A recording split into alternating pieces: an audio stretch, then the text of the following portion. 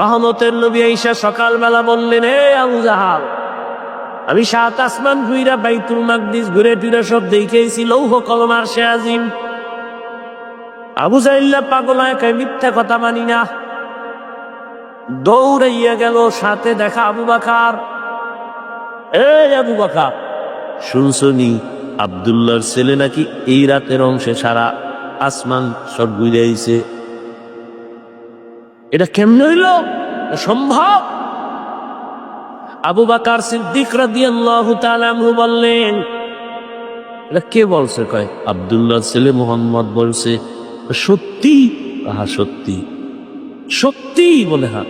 আমি মেনে নিলাম,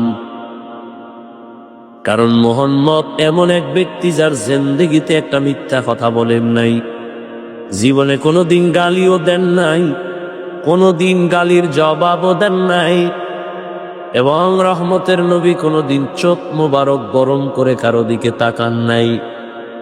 এরে নবীর উম্মত আশিক, রহমতের নবীকে আল্লাহ মুমিনের ঈমান মজবুত করায় রাতের বেলা করায় দিলেন।